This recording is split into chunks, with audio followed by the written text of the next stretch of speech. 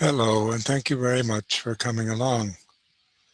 This evening we're going to look at how could something so right turn out wrong? How could something so good go bad? It's another in a series of our looks at the Green Revolution. And tonight we're going to ask, yes, we know there are critiques, but do we now have any realistic alternative to Green Revolution technology? This is part 4 in an ongoing series of an assessment of the Green Revolution and its impact. You'll remember that we began this series with an overview program. It was entitled The Tragic Story of the Modern World's Love Affair with the Green Revolution as part 1. Then we looked at the rise and forthcoming demise of petro-intensive agriculture, some elements of the scientific critique as part 2. Then we went on to the mythology of the Green Revolution, according to Vandana Shiva, as part 3. This evening, we're going to look at, yes, but do we now have any realistic alternative to the Green Revolution in part 4? The characters will line up in terms of the usual suspects in some respects. Norman Borlaug, 1970 Nobel Peace Laureate, versus, on the other hand, the critiques put forward and the alternatives put forward by Dr. Vandana Shiva and Anna Lappé. As it turns out, these women respond to the notion, do we have any realistic alternative to Green Revolution technology? They say yes. In fact, only a holistic alternative agriculture can work for humanity in the long run, they argue. Let's listen.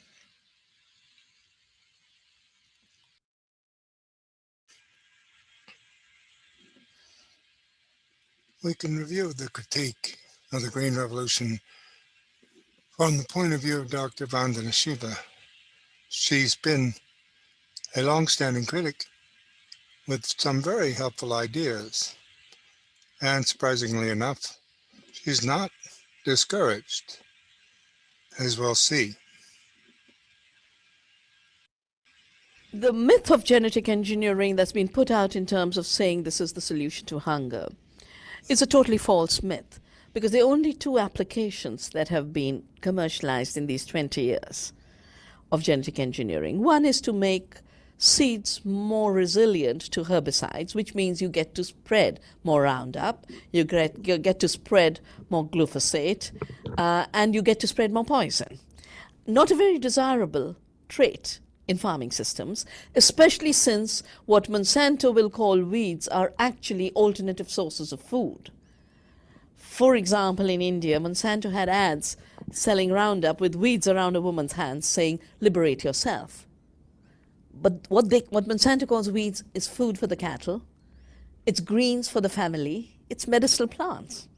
And the spraying of Roundup is like an ecocide of the planet, destroying diversity. The other brand of genetic engineering is Bt toxin crops. You take a genetically engineered toxin from a bacteria called Bacillus thuringiensis, which is why Bt, put it into the plant, and now this toxin is a ready-made toxin, different from the bacteria where it becomes a toxin in the gut of particular insects and therefore only targets the caterpillars. This ready-made toxin now starts to affect butterflies and bees. A Cornell study showed that butterflies fed with pollen from Bt corn had a much higher level of mortality. We've just done a recent study that's showing that soils with Bt cotton have lost nearly 30% of the soil microorganism within 3 years of cultivation. There are reports in India of cattle dying after grazing on BT cotton fields because, after all, it's a toxin. And if this is happening to animals and bees, what's going to happen to human beings with a lifetime of feeding these toxic foods? There's also talk about producing more nutrition. A golden rice is talked about a lot. Well, golden rice has 34 micrograms of vitamin A equivalent. Real sources of vitamin A are greens. For example, the coriander leaf that we use in our curries, or the curry leaf, they have 1,400 micrograms. So a 70-fold reduction in vitamin A is sold as an increased availability of vitamin A. These are illusions that are being marketed in order for people to hand over the power to decide what we eat to a handful of corporations. This is not being done to improve the food supply or improve nutrition. It's being done to control food, because without genetic engineering, companies could not have patented seed. A seed patent means the right to exclude anyone from making, using, saving, developing the patented product. If it's a machine, it doesn't matter. If it's an aeroplane, it doesn't matter. Boeing makes aeroplane, a local citizen does not. But when it comes to seed, if Monsanto gets a patent right to seed, then a farmer saving seed is treated like a thief, an intellectual property thief. A farmer whose field is contaminated by a genetically engineered seed that Monsanto has sold through pollination or wind, that farmer who is a victim of pollution is also treated like a thief, because when seed becomes intellectual property, the existence of the genetically engineered traits anywhere without the patent holder's permission is treated like theft. This is how Percy Smicer in Canada was sued $200,000. 1,500 farmers of the United States have been sued by Monsanto after Monsanto contaminated their crops. This is putting the principle of the polluter pays into a principle of the polluter gets paid. So Monsanto has control over the seed through patents, and then control over the rest of the food through contamination. It's a very perverse situation. It has to change. It's non-sustainable, it's unjust, it's immoral, and the fact that they got away with it for 20 years should be no reason why they should get away with it for the next 20 years. There are those that say that we can't feed the world without genetic manipulation of seeds and crops, and without commodification. How could we possibly feed all the hungry? I think the first thing to recognize about hunger is that today it's a rural phenomena. It's mainly in third world countries, and it's mainly among communities that are actually agricultural communities. So why are people who are growing food going hungry themselves? They're going hungry because everything they have grown has to be sold in order to pay for the costly seeds and the costly chemicals. So a high cost, chemical intensive agriculture is a recipe for hunger. Secondly, the models of agriculture that chemical farming has promoted are monocultures. Monocultures are nutritionally impoverished. The same acre of land, using biodiversity, using organic and ecological methods, could produce 5 to 10 times more nutrition than a monoculture can. So maximizing the production of commodities for international trade is directly proportionate to the decrease in nutrition availability to local communities, which is why hunger grows. If the world has to be fed, it has to be fed by growing food locally, to be used locally as the biggest proportion of the food basket. Some elements will be traded internationally, but what is traded internationally should not be staple foods. What is traded internationally should be that extra flavor of spices from India and coffee from Guatemala. That's all right. But to turn the world into a dependency on staples has nothing to do with feeding the world. It has a lot to do with controlling the food supply. The United States evolved a phrase during the Vietnam War, and the phrase was food as a weapon. The use of food as the ultimate weapon of control. And the tragedy is the growth of agribusiness in the US has gone hand in hand with the US foreign policy to deliberately create hunger locally in order to make the world dependent on food supplies through which you can then control countries and their decision-making ability. So hunger has become an instrument of war. And food responding to that artificially created hunger is an instrument of war. Peace means you grow food locally, you grow food with peace, you grow food non-violently, and the countries that are today the worst victims of hunger could be the highest producer of food. Africa has the largest land per human being, per capita. Africa is an abundant continent, and yet because of the deliberate policies, it has today been turned into a continent of hunger. India, which has the best soils, the best monsoons, the highest biodiversity, should not have any problem. We're growing enough food, and yet 70% of our children are going hungry because the economic system is robbing them of their right to food. So food production must once again be an issue of sustainability, taking care of the earth, and the human right to food must be an inalienable right.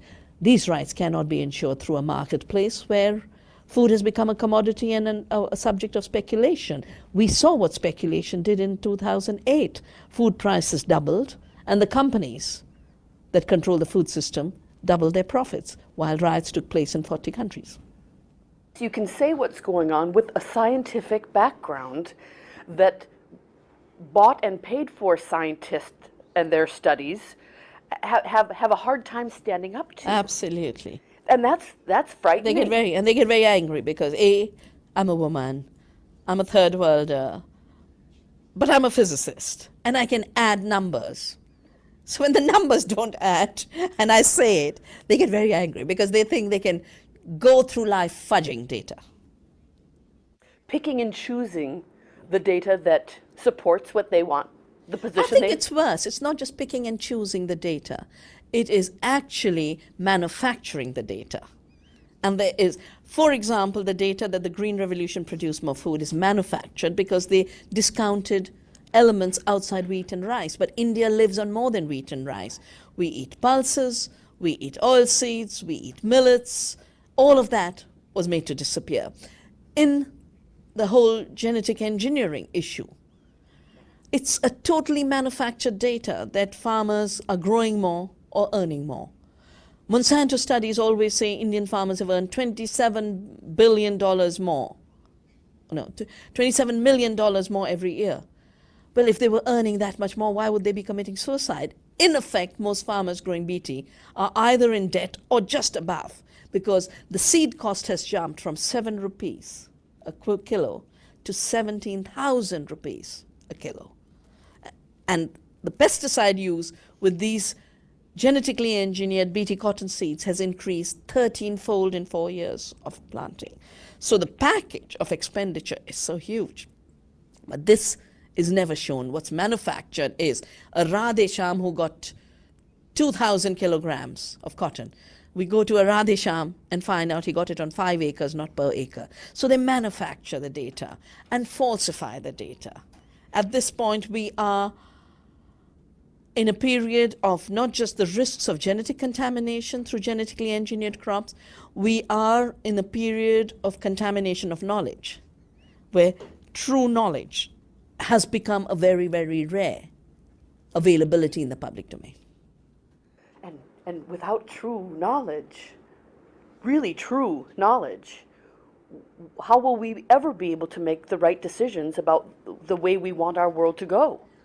It's putting democracy at risk.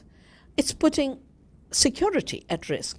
But if you don't know what the safety of a seed is, or if you don't know what the actual performance of a seed is, and it is all based on lies, then we will be having no food, we will be having no seed supply, and we will be told to believe in a miracle that's happening in Monsanto's labs. But the miracle happens in the fields, and it's been happening in the fields and the prairies and the mountains for millennia. I think that's the thing that the genetic engineering and biotechnology industry constantly forgets that what they are trying to do is undo not just the freedoms of farmers to save seeds. They are trying to undo millennia of evolution, both in the past and into the future. They are unscrambling the tree of life itself. And that's a very, very risky business because they can appropriate power. But with the power they have appropriated, they cannot perform the miracles that nature has performed over these millennia.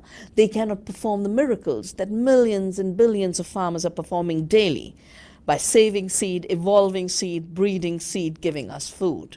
And the separation of responsibility of bringing us food to the rights to have ownership over life, that separation is at the heart of it.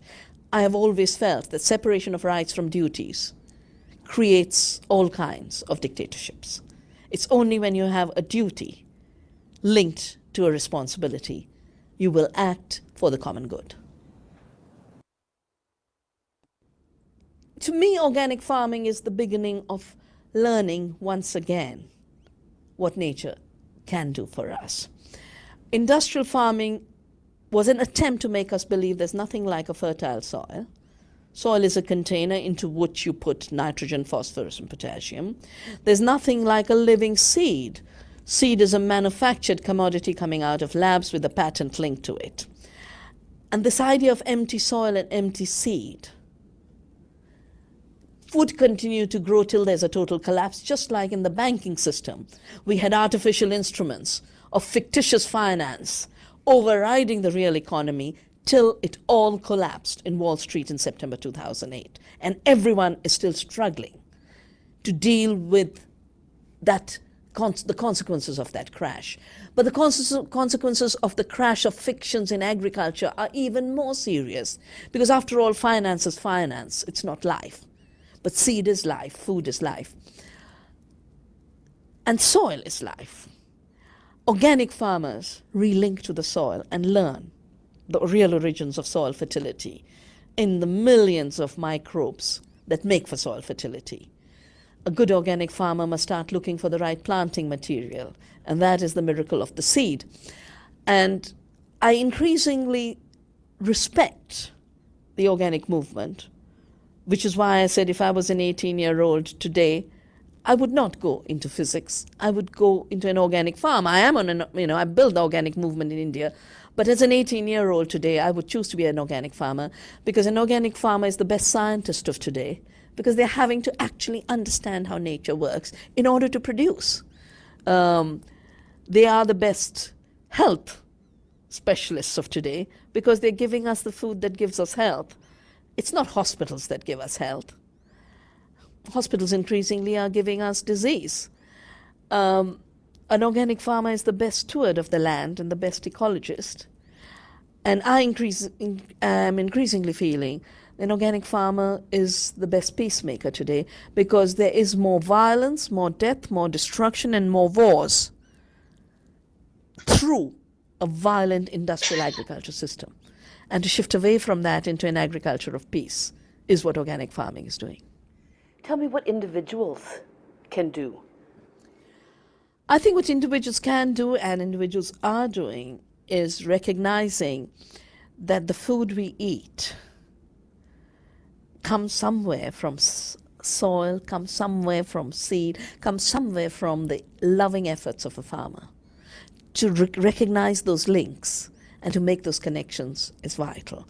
I think the second very, very important thing is everyone is an eater. You eat 2 meals a day, 3 meals a day, you snack your life, your way through life. Whatever you do for food, you eat. And food is not just the commodity in Cargill's container ships. Food is the future of our blood, our cells, our bones. And I think we have to relate back to food as the future of our bodies. Therefore, every time we eat, we have to recognize the vitality of food, the sacredness of food, and link back through that into how food is grown. The only way we will really know how food is grown is if we have a neighbor who is an organic grower with whom we link. It means an effort, but that tiny bit of effort means security overall, a careless walking down a Walmart aisle where you don't know where the food is coming from, what's in it, is going to condemn you to all kinds of health problems, disease problems, but most importantly, it's going to rob you of fundamental freedom. Before you know it, you won't be able to make the choice.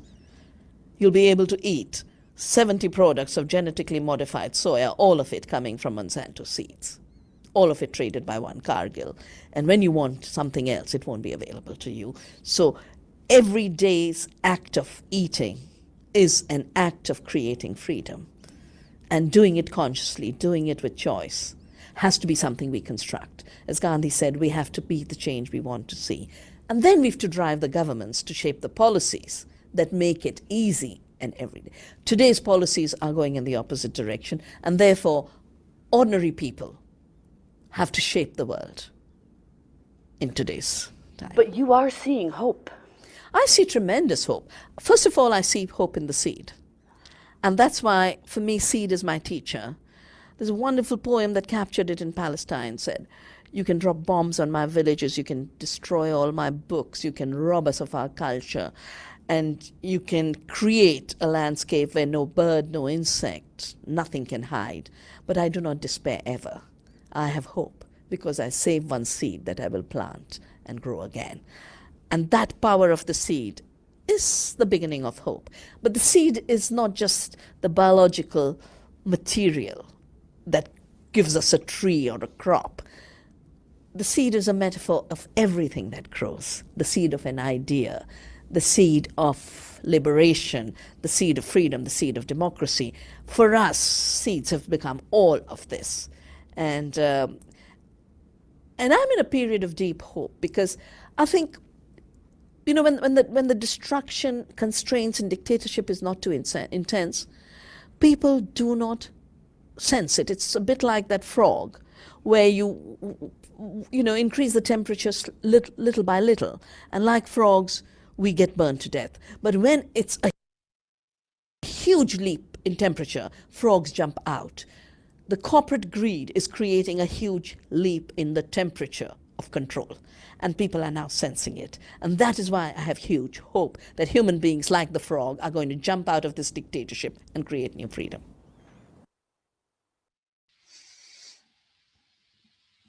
Vandana Shiva is not the only person to be hopeful. In fact, consider the work and outlook of Anna Lappé, working here in the United States.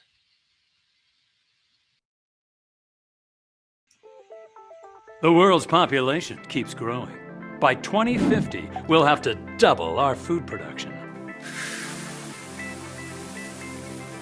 For that, we'll need genetic engineering, advanced pesticides, and fertilizer.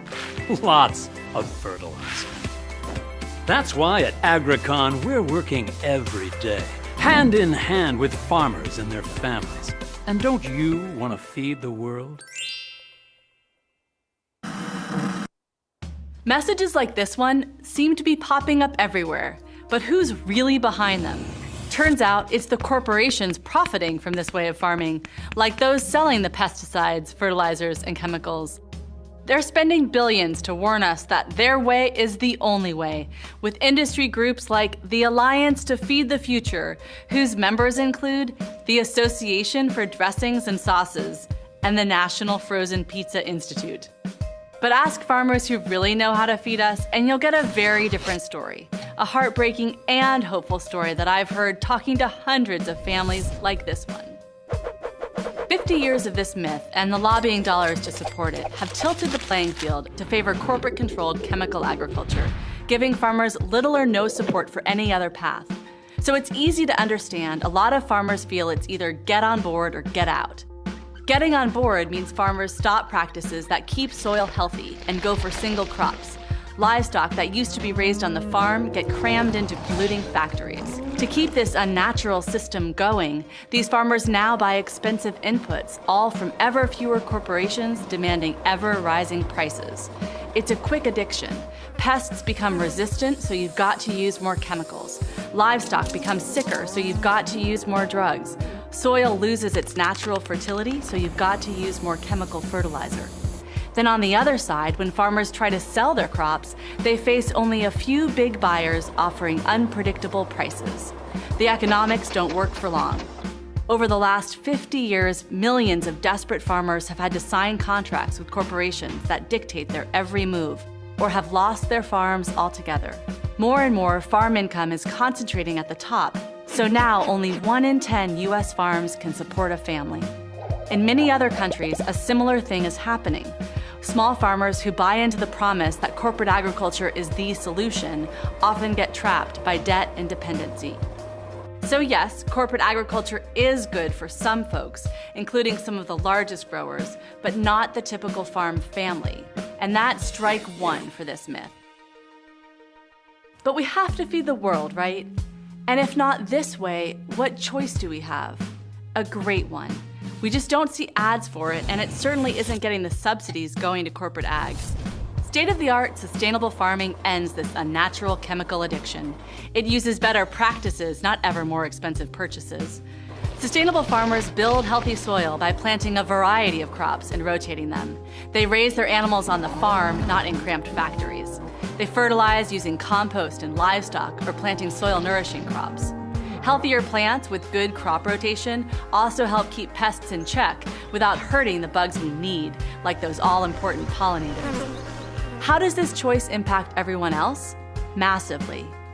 Industrial farms degrade and erode precious topsoil. 64 tons per acre are being lost every year in some spots in our heartland. They suck up huge amounts of water, a lot of it from deep underground, essentially irreplaceable. And they use millions of pounds of antibiotics, a practice that leads to dangerous new bacteria. They also produce toxic runoff that pollutes our rivers, our oceans, and us. The average American already has at least 13 pesticides in our bodies.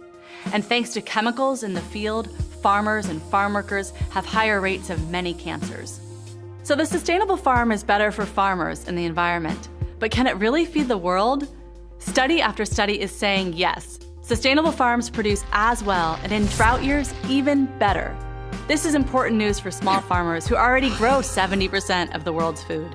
To increase production, they don't have to follow the chemical path. And the future we're all talking about feeding?